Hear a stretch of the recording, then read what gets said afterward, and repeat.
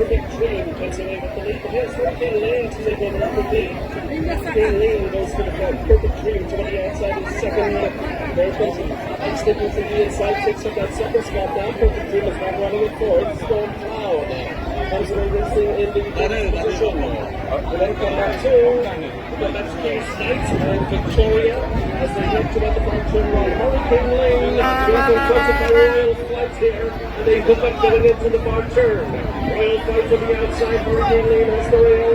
Around the turn they go. They're dropped away by 8 place clear here. The Perfect Dream is racing in third. Around the turn they go. Heading to on the top of the stretch. Royal Flight. Hurricane Lane regains the lead as they come off the turn and into the stretch. It's Hurricane Lane in front. Hurricane Lane widens too. Royal Flight taking in on the outside. Perfect Dream go up the inside.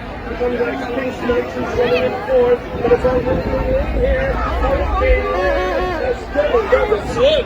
Oh, yeah.